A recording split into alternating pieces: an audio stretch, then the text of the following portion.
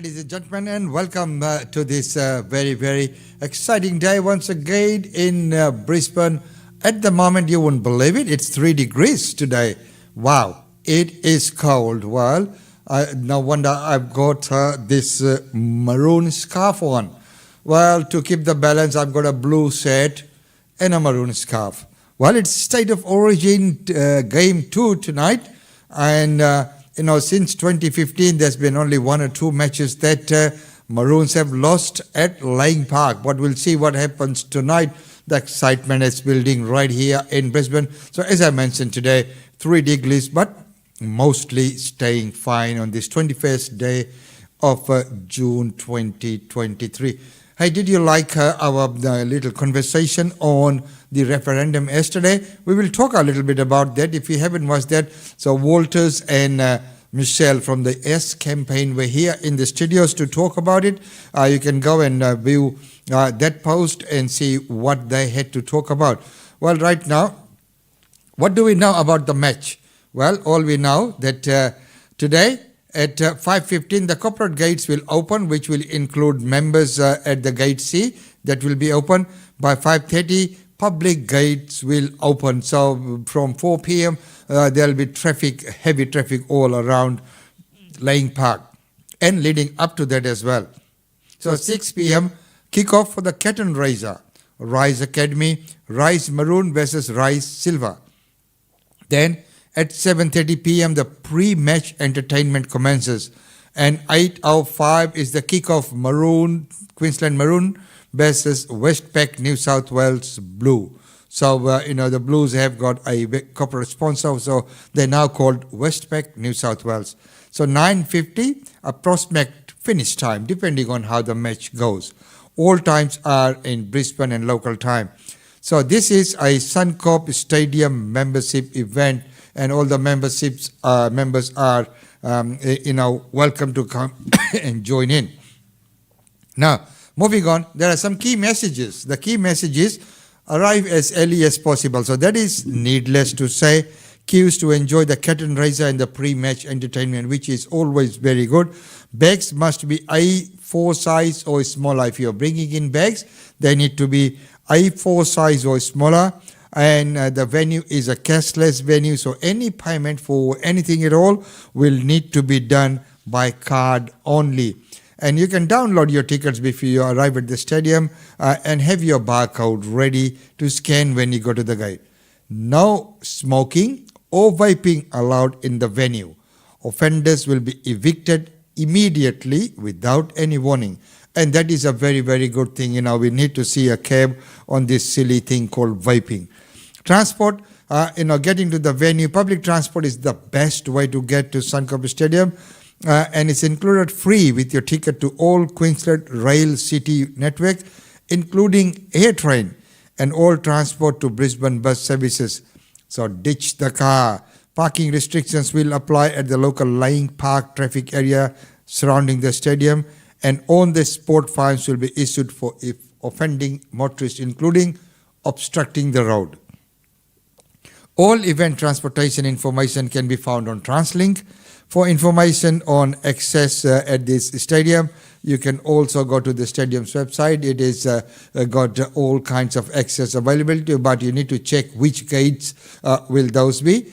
And there is some other information if you're planning on this big match, which is happening right here in Brisbane today. So if you need assistance or experience any anti-social behavior while at the event, please SMS Sunsecure at 0438 717 807, and the offenders will be dealt with accordingly. Lighting and visual effects may be in use at this event, so be notified. Please respect our neighbors by keeping noise to a minimum when leaving. Toilets are available inside the venue as usual. And for the latest information on vaccination, you can also check out the COVID thing. Now, road closures. Road closures are expected to be in place for this event, including, of course, Milton Road, which will close approximately 20 minutes prior to the full time and will be closed for the duration of about 1 hour. So, what's your tip What's your tip? Of course, Queenslanders will all be going for maroon, but we'll see. Tonight was a big decider match. Well, if tonight Queensland or the Maroons win, that's an outright win for them. But if they don't, then they go to the third match. Well, right now, let's look at the news in brief. Thanks, Lisa. Australia's men's cricket team has won a thrilling first Ashes test against England at Edgbaston by 2 wickets late on the final day. Needing 175 runs to win, Australia delivered its biggest run chase in more than a decade, thanks to Pat Cummins and another stunning performance from player of the match, Usman Khawaja. An international rescue mission is racing against time to find a missing submersible in waters off Canada. It disappeared and lost communication while taking 5 people to view the wreckage of the Titanic and now has less than 40 hours of oxygen supply left. Ships and planes from the US and Canada have been searching a huge remote area but have still found no trace of the vessel. Deaths in custody were reported in real time from today, 3 decades after a Royal Commission recommended the change. Records show there's been more than 540 Indigenous deaths in custody since the Royal Commission in 1991, with 3 in the first quarter of this year alone. The Australian Institute of Criminology will monitor the data, which the government hopes will lead to a reduction in the number of deaths behind bars. Controversial social media personality Andrew Tate has been charged in Romania with rape, human trafficking and forming a criminal gang to exploit women. The nation's anti-organised crime agency says prosecutors have also filed charges against his brother Tristan and 2 Romanian women. The agency alleges the 4 defendants formed a criminal group in 2021, trafficking women in Romania, the US and the UK. So there you are, ladies and gentlemen, up to date with the news in brief, and there's a lot happening. Well, Queensland tonight, not only do we have the State of Origin match 2 happening here, and my tip is Maroons will win. Go the Maroons. Well, right now, Queensland knows how to throw up a welcome mat when the US Marines come to our shores. Manning the rails, hundreds of Marines and Navy personnel arrive in the port of Brisbane. On board the USS America, a ship more than 250 metres long, home to 1,000 Marines and just as many Navy sailors. It's not just the warfare that we do, right? We run a city here. We have to make the water, we have to feed everyone, we have to give everyone shelter. Touring the vessel is like something out of a movie. First, to board an Osprey, a hybrid aircraft that operates like a helicopter as well as a plane. It's one of more than 20 aircraft on the ship, the crown jewel, this F-35 fast jet. These fast jets have a top speed of around 2,000 kilometres an hour. They're not only used in attack or defence situations, but also humanitarian efforts, swooping in to survey the damage in the wake of a disaster. The crew on board will explore Brisbane. I'm told that there's a somewhat important sporting event that'll take place tomorrow. I know that I better be wearing maroon. Before heading back out to sea later this week for routine training. They'll then go north for Talisman Sabre, Australia's biggest defence exercise near Townsville. This year is its largest, with 30,000 people taking part. We have a long-standing partnership with Australia, and it is more important now than ever to maintain that close relationship with one of our oldest allies. Bringing together the US and Australia in a time of growing tensions. Laura Lavelle, ABC News, Brisbane. Yes, and as the Marines there said, that they have been warned that there's a game happening tonight and they better wear maroon. So they are well informed. So, you know, US intelligence, they have all their sources, but they've got it right that they need to wear maroon. Well, yesterday we had the Yes campaign in here, and we will also maybe look at the new campaign, the No campaign, and get both sides. And if possible, get both sides of people in here and have an open forum for the public to, question either of the presenters in here. Well, right now there is a bit of a concern over the language over the referendum. This is now been one of the most divisive referendums that I think this country has seen.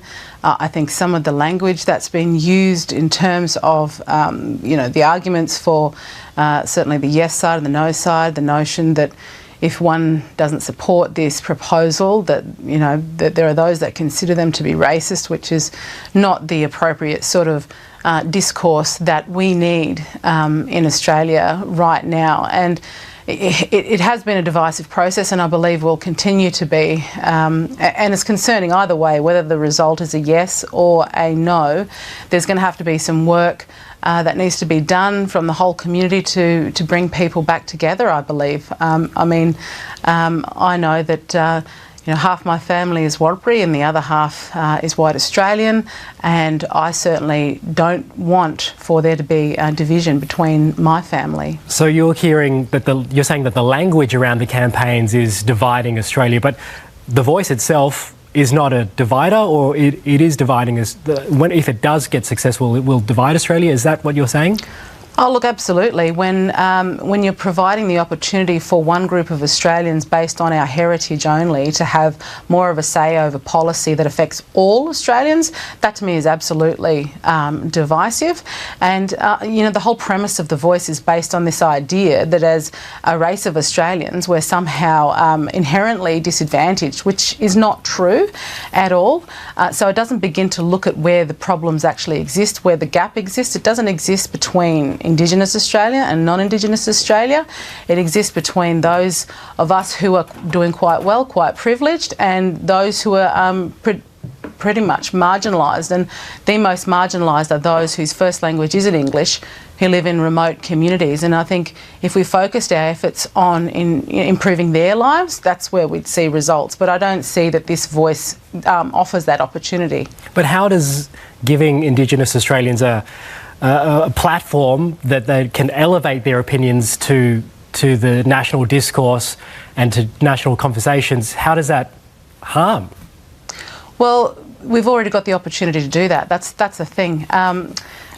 Indigenous Australians have already got the opportunity to do that. I know certainly people like myself, Senator Karen Little, we have been bringing to the Parliament the issues, the concerns of those living in remote regional communities, and a lot of the time not being heard. So I believe it's about those of us who are paid by the taxpayer to represent all Australians doing our job better to ensure that those people in those communities are listened to. And look, there's a lot of people in those communities who don't necessarily feel as though they will get an opportunity at the table because that opportunity has been held by those who are quite privileged in their own right as people of Indigenous heritage in this country. And there are those that are concerned that this is much more about a transfer of power to those individuals than it is to providing an opportunity for our most marginalised to actually have a voice. It feels a little bit like some of what you're saying is the parliamentary system is a way of representation and the system itself isn't broken. But Senator Pocock himself in Senate said, well, the system is broken and this is one way to fix it. If not this, how do we fix the situation that a lot of Indigenous Australians find themselves in? Well, I think Senator Pocock has to actually provide the evidence as to where he thinks that it's broken. It's one thing to use throwaway lines such as that, and he's completely and utterly removed from the circumstances of certainly the most marginalised. And I have brought marginalised Indigenous Australians to his office to voice their concerns, and he's largely ignored those concerns. So, does he think he's part of that system that is broken?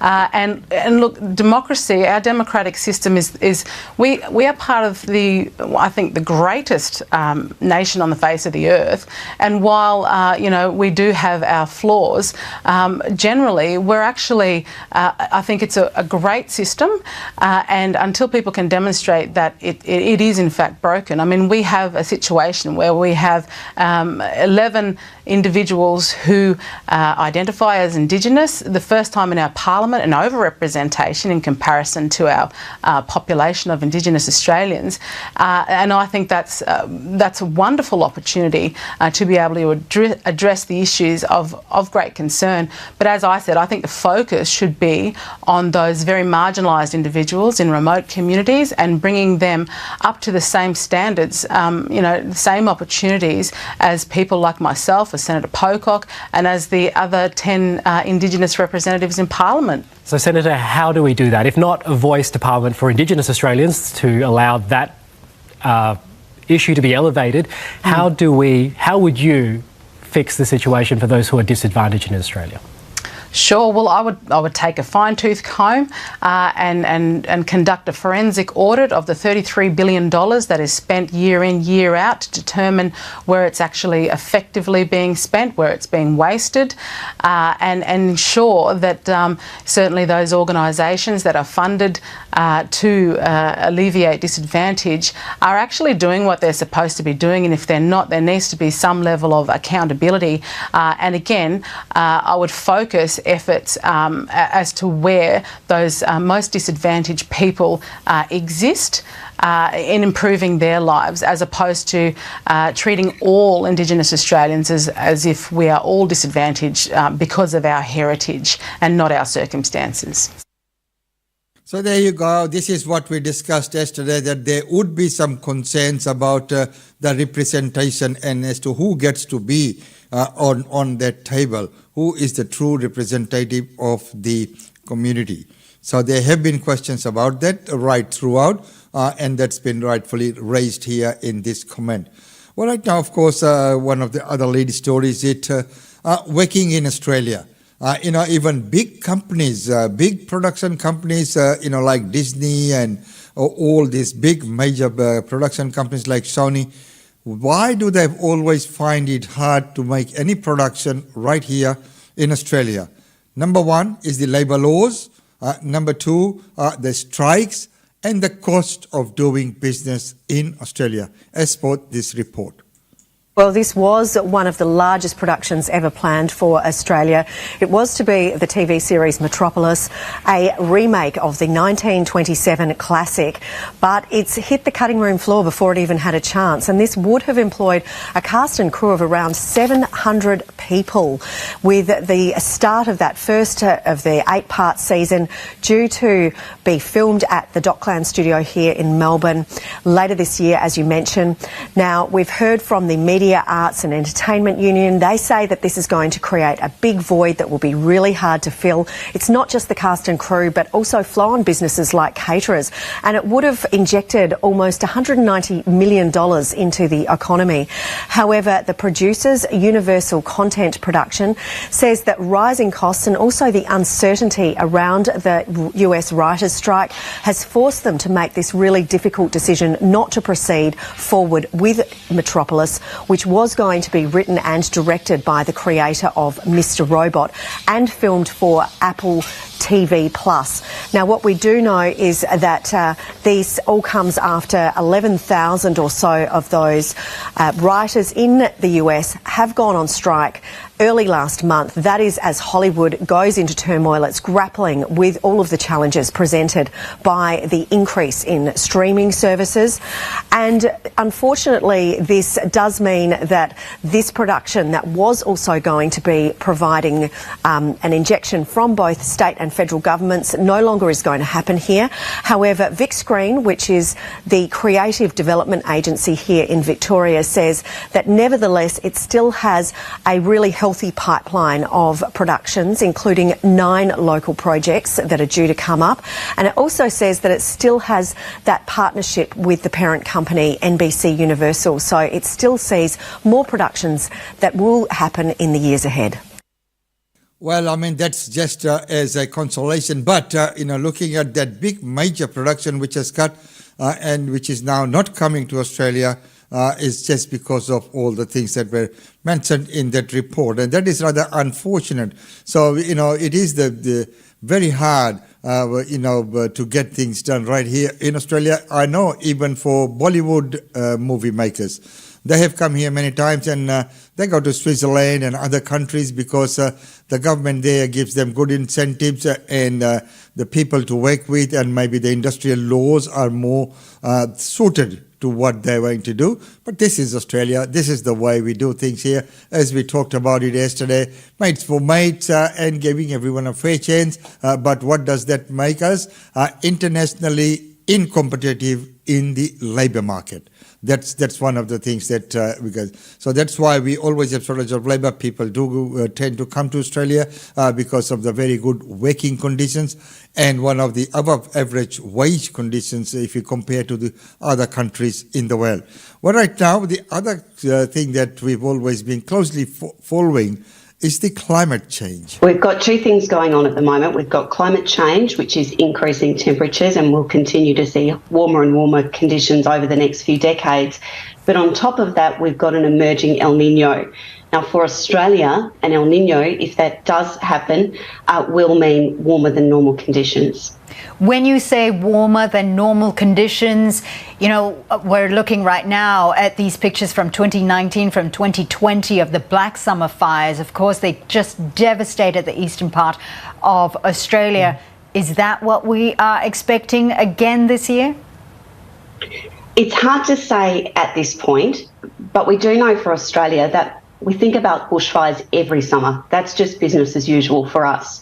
What we've got, though, is a potential El Nino, which means drier, warmer conditions. That's sitting on top of 3 years of La Nina. So those 3 years of La Nina, more growth, so there's more fuel to burn, but things are also still wet. So it really depends how much they dry out over the year and whether we get those right conditions to ignite a bushfire. But definitely, if there is an El Nino, it will be slightly warmer. I don't think it's a matter of will there be bushfires. I think every year we think about the potential for bushfires in Australia. What we know this year is that it's not going to be a La Nina, so we're not expecting wet conditions. Just remind us again the difference between the El Nino weather pattern, which we're expecting to happen soon, and La Nina, of which we've already experienced. Sure. So El Nino and La Nina have been happening for millions of years, and they're associated with the warm water and convection that sits just off to the east of Australia. In a La Nina, we have more convection, more warm water, so more rainfall, and that's what we've had for the last 3 years. In an El Nino, that warm water and convection moves out to the central Pacific, taking the rainfall with it, so drier conditions in general for most of Australia. So if El Nino and La Nina are cyclical weather patterns, are you seeing these weather patterns worsen because of a rise in global temperatures? It's more that climate change exacerbates the effect of El Nino and La Nina. So when we have a La Nina, we know that climate change means the atmosphere holds more moisture. So there's just more water out there for the rainfall to be more intense. Now, on the opposite side with El Nino, drier conditions, and we know that climate change means warmer weather, more evaporation, and less rainfall through the southern parts of Australia. So it's not that one makes necessarily the other worse, it exacerbates the underlying conditions. All right, so that being the case, with the weather patterns that we're expecting in the coming months or so, what does that mean for farmers? You know, can we expect perhaps that the weather patterns to affect cropping season, or perhaps even affect food supply? Yeah, so agriculture is quite diverse, and the impact for growing cherries or apples is different to dairy or grazing. So it's an individual consideration. But our growers and producers are very well experienced with El Nino, La Nina cycle and how to manage that. So there's lots of levers they can pull in what they plant, when they water, the sorts of things they put in place to deal with potentially drier conditions. On the upside, dams are full, soil moisture is high, so that's looking good going into the year. But each individual grower will talk to their agronomist and look at what their options are to help safeguard what they need to do for the year ahead. There you go, a little bit of pre-planning, and as we know, the two weather patterns and closely related, and the differences between the two have just been explained. Well, ladies and gentlemen, that's about all we have time for you today in this segment. Right now, let's finish off with the functions and events.